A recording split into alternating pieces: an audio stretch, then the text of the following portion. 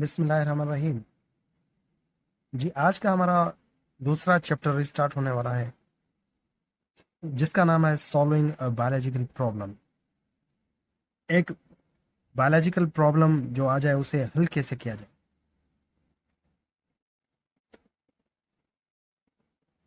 मिसाल के तौर पर अगर बायोलॉजिकल प्रॉब्लम जैसे कि मलेरिया है, मलेरिया अगर आ जाए तो ये हमारा एक बायोलॉजिकल प्रॉब्लम है, तो उसे हल कैसे किया जाए। तो साइंटिस्ट कुछ साइंटिफिक मेथड और बायोलॉजिकल मेथड यूज करते हैं और उस प्रॉब्लम को हल करने के लिए। तो आइए चलिए शुरू करते हैं। मेजर कंसेप्ट, अहम जो कंसेप्ट है। In this unit you will learn biological method. इस हम यूनिट में पढ़ेंगे कौन कौन से। पहला बायोलॉजिकल मेथड में आ जाता है साइंटिफिक प्रॉब्लम, कोई भी साइंसी प्रॉब्लम जैसा कि मलेरिया। हाइपोथेसिस, मफरूजा जिसे कहा जाता है इंटेलिजेंट गैस, एक जहीन अंदाजा जो साइंटिस्ट लगाते हैं। डिडक्शंस, हम उस पर लॉजिकल रीजनिंग ढूंढते हैं कि ये क्यों हुआ, कैसे हुआ, इसकी वजह क्या है। तो डिडक्शन जिसे कहा जाता है, और उस मसले के जड़ तक हम पहुंच जाते हैं। एंड एक्सपेरिमेंट, फिर उस प्रॉब्लम को हल करने के लिए हम एक्सपेरिमेंट करते हैं। मिसाल के तौर पर किसी को मलेरिया हो गया है तो उसकी ब्लड के ऊपर हम कुछ टेस्ट करेंगे, कुछ एक्सपेरिमेंट करेंगे। फिर आ जाता है थ्योरी, लॉ एंड प्रिंसिपल। अगर आप ये सारे सही करते हैं तो वो जो रिजल्ट आएगा हमारा कंक्लूजन, फिर थ्योरी बन जाती है, लॉ भी बन जाता है और प्रिंसिपल। ये हम आगे चलकर पढ़ेंगे। फिर हमारा टॉपिक इस यूनिट में आ जाता है data organization and data analysis और mathematics as a integral part of the scientific process. Mathematics जो है वो हमारा बुनियादी हिस्सा है साइंसी अमल के लिए।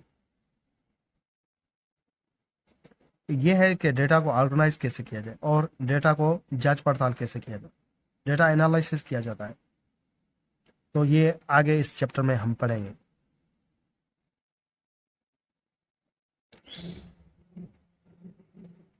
Science is the systematic study of nature. Science जो है वो साइंसी तर्ज पर स्टडी की जाती है फितरत की। फितरत मीन्स यूनिवर्स, कायनात। And how it affects us and the environment, ये हम पर कैसे असरअंदाज होती है और हमारी माहौल पर। मतलब कि science it is a body of knowledge. ये साइंस एक इल्म है, ऐसा इल्म है दैट इज कॉन्स्टेंटली चेंजिंग, जो आहिस्ता आहिस्ता बदल रहा है। Through the use of better and more accurate tools for investigation, जिसका बेहतरीन और बहुत ही एक्यूरेट टूल्स का इस्तेमाल करते हैं। इक्विपमेंट जो औजार है हमारे, उसका इस्तेमाल करके हम जांच पड़ताल करते हैं, इन्वेस्टिगेट करते हैं। मिसाल के तौर पर मलेरिया है तो उसे टेस्ट करने के लिए हम बहुत सारे टूल्स इस्तेमाल करते हैं। और भी यूनिवर्स में और भी इस कायनात में प्रॉब्लम को हल करने के लिए हमें टूल्स का इस्तेमाल करना। साइंटिस्ट हमेशा बायोलॉजिकल प्रॉब्लम को हल करने के लिए टूल्स का इस्तेमाल करते हैं। यह दिन ब दिन बढ़ता जा रहा है, ये टूल्स की डेवलपमेंट होती जा रही है। पहले इक्विपमेंट्स हमारे पास नहीं होते थे, माइक्रोस्कोप नहीं होती थी और टेलीस्कोप नहीं होती थी और इलेक्ट्रॉन माइक्रोस्कोप नहीं होती थी, मोबाइल्स नहीं थे, टेलीफोन नहीं थे। तो ऐसे ऐसे ये देखें कैसे तरक्की किया कर रही है साइंस। आगे बढ़ते हैं। At the core of biology, biology की तह पर एंड अदर साइंसेस, और सब्जेक्ट जो है साइंस के, lies a problem solving approach, जिसमें एक प्रॉब्लम को हल करने की एक एक टेक्निक है, अप्रोच है, उसे कहा जाता है कॉल्ड द साइंटिफिक मेथड, जिसे हम साइंसी तरीका कहते हैं। The scientific method is a series of steps. जो साइंसी तरीका है वो एक मरहलेवार एक एक तरतीब है, फॉलोड बाय साइंटिफिक इन्वेस्टिगेटर, जो फॉलो करते हैं, जो उस तरीके को अपनाते हैं scientist investigators, to answer specific questions about the natural world. इस पूरी नेचुरल कुदरती दुनिया में इस यूनिवर्स के प्रॉब्लम को हल करने के लिए वो इन्वेस्टिगेटर जो साइंटिस्ट हैं वो कुछ साइंटिफिक मेथड का इस्तेमाल करते हैं।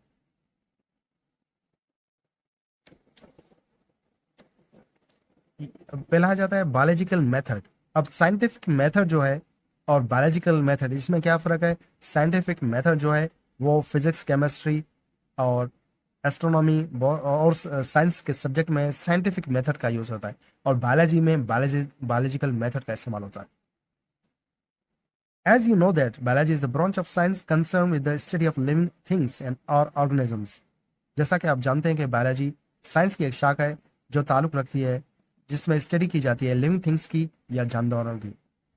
The system of advancing knowledge by formulating a question, यह जो इल्म है जिसमें हम तरक्की कर रहे हैं, इस निज़ाम को बाय फार्मूलेटिंग अ क्वेश्चन, हम एक क्वेश्चन पैदा करते हैं, उसके बारे में कलेक्टिंग डेटा, उसकी डेटा को कलेक्ट करते हैं about it through observation, observe करके, हम देख के 5 सेंसेस का इस्तेमाल करके, 5 सेंसेस जो हम पहले भी पढ़ चुके हैं लोअर क्लासेस में, आँख, कान, नाक और ज़ुबान और हाथ का इस्तेमाल करके, जो हमारे सेंसेस हैं उसका इस्तेमाल करके साइंटिस्ट उस प्रॉब्लम को हल करते हैं। एंड एक्सपेरिमेंट, और तजर्बा करते हैं। एंड टेस्टिंग, और टेस्ट करते हैं। हाइपोथेटिकल आंसर, जो आपने मफरूजी जवाब जो बनाया है अबाउट लिविंग थिंग्स, जो जिंदा जानदारों के बारे में, उसे कहा जाता है इस कॉल्ड बायोलॉजिकल मेथड, उसे बायोलॉजिकल मेथड कहा जाता है। मिसाल के तौर पर किसी को मलेरिया है तो आप डॉक्टर पहचान जाता है कि इसे मलेरिया है, पहले बिना चेक किए हुए, बिना टेस्ट और एक्सपेरिमेंट करके वो हाइपोथेटिकल एक आंसर बना देता है, वो अपना मफरूजा एक जहीन अंदाजा बना देता है, वो समझ जाता है कि इसे फिलहाल फिलहाल बीमारी है या इसे मलेरिया है। तो वो कैसे पहचान जाता है? ये हमारा फिगर है, ये ग्राफ है। The steps involve in a biological method, biological method में ये कुछ स्टेप्स हैं, यहाँ से शुरू होते हैं यहाँ तक खत्म हो जाते हैं। तो ये मरहलेवाज है, सीरीज वाइज। तो साइंटिस्ट इसी का यूज करते हैं। तो आइए चलिए शुरू करते हैं। बायोलॉजिकल प्रॉब्लम, कोई भी मसला आ गया जैसे कि मलेरिया, फिर साइंटिस्ट क्या करते हैं? Related observations and previous knowledge. तो कुछ ऑब्जर्वेशन करते हैं, ऑब्जर्व करते हैं 5 सेंसेस का इस्तेमाल करके और कुछ इल्म लेके कि मलेरिया क्या कैसे हुआ, उसमें क्या वजूहत है, ऑब्जर्व करते हैं, देखते हैं। फिर उसके बाद हाइपोथेसिस, फिर एक मफरूज़ा बनाते हैं। जैसे डॉक्टर मफरूज़ा बनाएगा कि अगर किसी को बुखार है तो वो अपना जहीन दिमाग का इस्तेमाल करके, 5 सेंसेस का इस्तेमाल करके वो पता लगा सकता है कि इसे मलेरिया है या टाइफाइड है या और कोई बीमारी है। तो एक वो मफरूज़ा होता है। फिर उसके बाद साइंटिस्ट यूज करते हैं टू एक्सप्लेन हाइपोथेसिस, उस हाइपोथेसिस को एक्सप्लेन करने के लिए इंडक्टिव रीजनिंग और डिडक्टिव रीजनिंग का इस्तेमाल करते हैं। ये दोनों क्या है? इंडक्टिव रीजनिंग है स्पेसिफिक टू जनरल और डिडक्टिव है जनरल टू स्पेसिफिक। मिसाल के तौर पर स्पेसिफिक टू जनरल हम चले जाते हैं, जैसा कि मिसाल के तौर पर अगर बिल्ली है, आपने स्पेसिफिक एक बिल्ली देखी, एक आपने बिल्ली देखी कैट, वो कैट को आपने फर देखे, उसके स्किन पर बाल देखे, तो आप समझ जाएंगे कि दुनिया में जो भी बिल्लियां होती हैं उसको वो फरी होती हैं, उसके ऊपर बाल होते हैं। तो ये हमारा इंडक्टिव रीजनिंग है। दूसरा मिसाल लेते हैं, अगर कोविड हो गया, इस दुनिया में कोविड हो गया था 2020 में, तो स्पेसिफिक चले जाएंगे, स्पेसिफिक टू जनरल। स्पेसिफिक हम देखेंगे कि ये कोविड जो पैदा हुआ था, कहाँ से पैदा हुआ था? वो बेड से हुआ था, चमगादड़ से। तो वो खास एक चीज थी जहां से वो जिसने कोविड ने जन्म लिया। तो स्पेसिफिक एक खास से जनरल, हम जनरल चले आए। और डिडक्टिव इसका उल्टा है। डिडक्टिव रीजनिंग में क्या होता है? जनरल, अगर किसी को सारी दुनिया को कोविड हो गया था तो ढूंढते ढूंढते ढूंढते हम टेस्टिंग एक्सपेरिमेंट करते करते वहाँ बेड तक पहुंच जाएंगे, चमगादड़ तक। तो हम जनरल से स्पेसिफिक चले गए। तो ये दोनों इस्तेमाल किए जाते हैं, ये साइंटिस्ट इस्तेमाल करते हैं। फिर आ जाता है एक्सपेरिमेंट, तजर्बा। आप आपने जो मफरूज़ा बनाया उस पर आप तजर्बे करेंगे। अगर आपने कह दिया कि फलां आदमी को बुखार है, तो आप वहाँ उसकी ब्लड पर आप कुछ एक्सपेरिमेंट करेंगे, माइक्रोस्कोप पर उसकी ब्लड सैंपल लेंगे, उसकी टेस्ट करेंगे, तो एक्सपेरिमेंट होगा। फिर आपने डेटा कलेक्शन करेंगे और डेटा एनालिसिस। डेटा कलेक्ट करने के बाद आप कुछ पेज पर लिखेंगे, उसकी डेटा कलेक्ट करेंगे कि इसके वजूहत क्या है, इसे क्या है, what is the reason behind it. if data supports hypothesis तो थ्योरी बन जाती है। अगर आपकी वो बात टेस्ट वाली सही निकले कि मलेरिया वाकई मच्छर से होता है, प्लाज्मोडियम से, तो वो आपकी बात सही होगी, फिर थ्योरी बन जाएगी। अगर वो आपकी बात गलत हो गई डेटा एनालिसिस करने के बाद, if data does not supports hypothesis, अगर हाइपोथेसिस आपने जो मफरूजा बनाया अगर वो गलत हो जाता है, तो आप फिर से वो दूसरा कोई आप न्यू जो हाइपोथेसिस बनाएंगे कि मलेरिया जो होता है वो एनोफिलिस से नहीं होता, वो धूप लगने से होता है। तो आप कोई और सा मफरूजा बनाएंगे, क्योंकि पहले वाली आपकी बात सही नहीं निकली। अगर सही निकली तो थ्योरी बन जाएगी, नहीं निकली तो आप दोबारा करेंगे। ये रिपीटेशन साइंटिस्ट करते रहते हैं। Biological problem, hypothesis, deduction and experiment. Biological problem is a set of questions to be solved. Biological problem set of questions होते हैं, एक सवालों भरा सेट होता है जिसे सॉल्व करना होता है।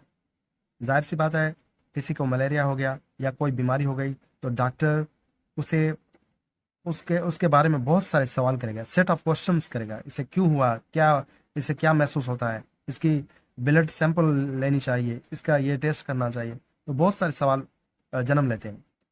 यहाँ पर है अबाउट द नेचुरल वर्ल्ड, इस यूनिवर्स के बारे में। यूनिवर्स में भी काफ़ी प्रॉब्लम्स होते हैं या प्रोसेसेस होते हैं। जैसा कि हम कह सकते हैं कि सूरज ईस्ट से क्यों निकलता है, वेस्ट से क्यों नहीं निकलता, और मून जो है वो मून लाइट क्यों देता है, और सूरज लाइट क्यों देता है, और सितारे ज़्यादा क्यों हैं, वो दूर इतना क्यों है, और ज़मीन जो है हमारी चक्कर क्यों लगाती है।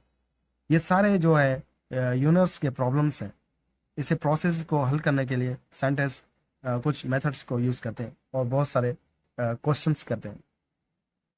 आगे बढ़ते हैं। These problems can be environmental, ये मसले इन्वायरमेंटल भी हो सकते हैं, माहौली भी हो सकते हैं, इकोलॉजिकल, इकोसिस्टम के मुताबिक, हेल्थ रिलेटेड और सेहत के मुतालिक भी हो सकते हैं, वगैरह वगैरह। प्रॉब्लम कोई भी हो सकता है। No matter what types of problems are being studied, कोई फर्क नहीं पड़ता कि मसला कोई भी आप पढ़ रहे हैं, आप देख रहे हैं। Scientist use the same problem method, solving method. Scientist वही मसले को हल करने के लिए बायोलॉजिकल मेथड का इस्तेमाल करते हैं टू फाइंड आंसर्स, उसी का जवाब ढूंढने के लिए, that are logical and supported by evidence. वो मंतकी होना चाहिए और मुशाहिदात पर होना चाहिए, शायद ही वो सच होना चाहिए, एक तुक्का ना हो, एक लॉजिकल हो, एक ज़हीन अंदाजा हो। आपने कह दिया कि मलेरिया, मिसाल के तौर पर आपने कह दिया कि मलेरिया जो होता है वो सूरज की रोशनी से होता है, तो आपका एक ये हाइपोथेसिस था, आप ज़हीन अंदाजा था, लेकिन ये गलत हो गया, तो ये लॉजिकल नहीं हुआ आपकी बात। लॉजिकल वो है कि एनोफिलिस मॉस्किटो से प्लाज्मोडियम जो पैरासाइट है उसकी वजह से मलेरिया होता है, तो लॉजिकल है, होना चाहिए। अगर आप कहते हैं कि मलेरिया होता है एक बेड एयर से, खराब हवा से, तो आप ये लॉजिकल नहीं होगा। अगर लॉजिकल बात करेंगे तो उसे टेस्ट भी होना चाहिए, टेस्ट के काबिल भी हो, ऐसे तुक्के वाली बात ना हो। आगे बढ़ते हैं। Here we take an example of malaria, यहाँ पर हम मलेरिया का मिसाल लेते हैं। The greatest killer disease of man for centuries, जो एक किलर डिजीज है, मौत मार बीमारी है इंसानों के लिए, जो सदियों से चली आ रही है। You are familiar with the disease of malaria, आप वाकिफ हैं इस मलेरिया की बीमारी से, विच स्प्रेड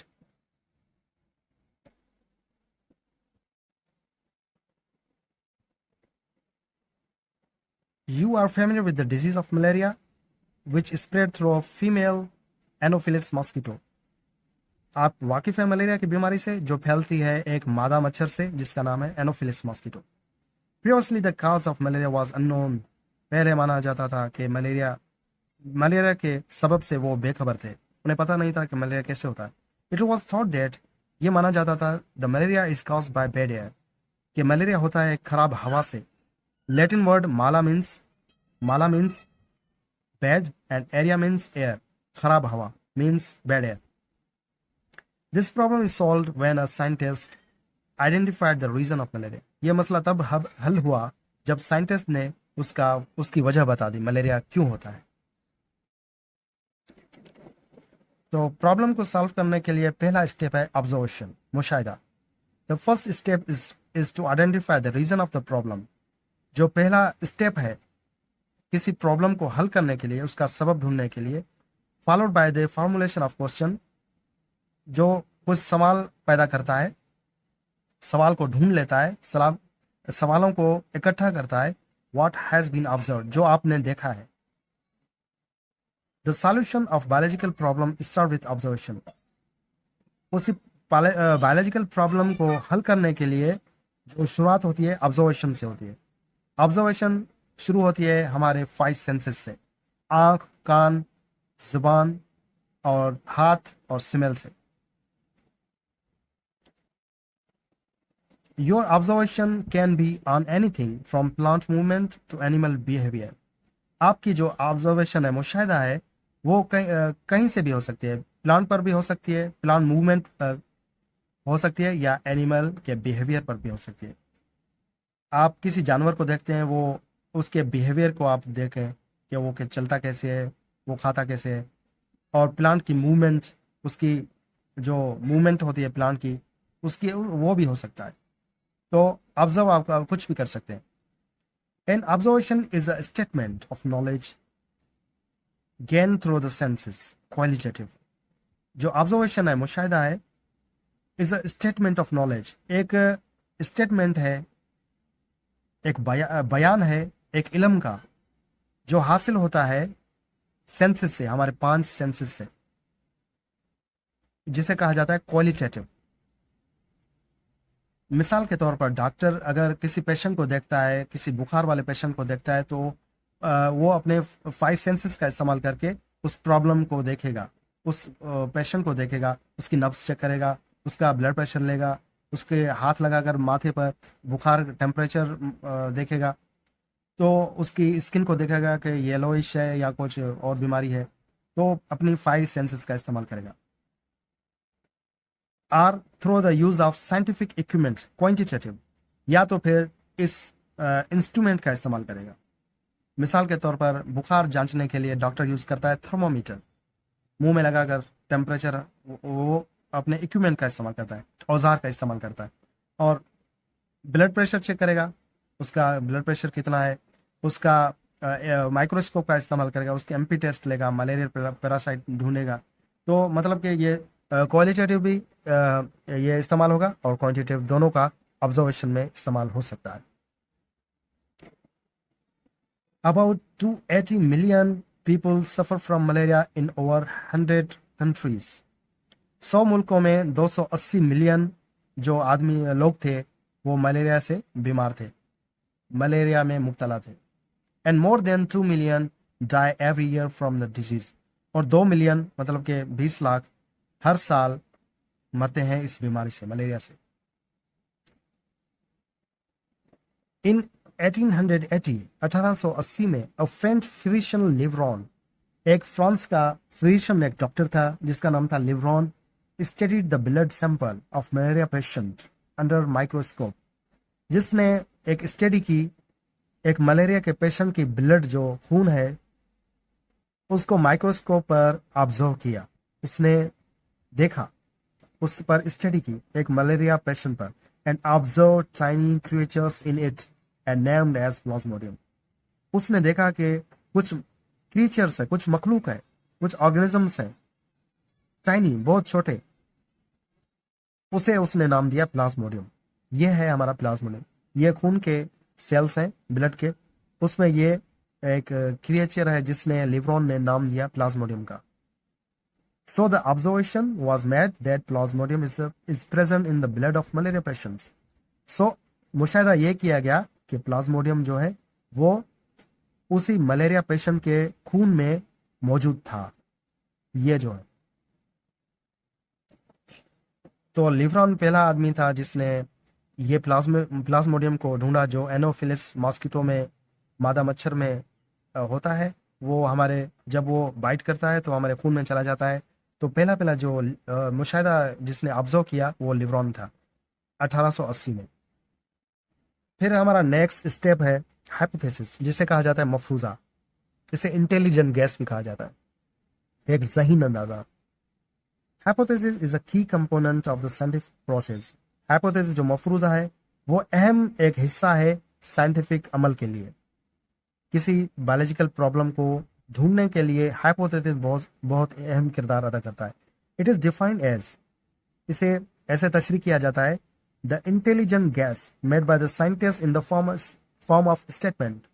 एक जहीन अंदाजा, इंटेलिजेंट गैस, एक जहीन अंदाजा जो साइंटिस्ट करते हैं और उसे बयान करते हैं, स्टेटमेंट देते हैं, लिखकर एक लिखते हैं वो अपने बयान के मुताबिक, जैसे पेज पर लिखकर वो अपने उस बात पर अटल रहते हैं, उसे कहा जाता है इंटेलिजेंट गैस। मिसाल के तौर पर एक डॉक्टर ने कह दिया, एक साइंटिस्ट ने कह दिया, जैसे लिवरॉन ने, कि plasmodium is the cause of malaria, तो इसका ये हाइपोथेसिस हो गया।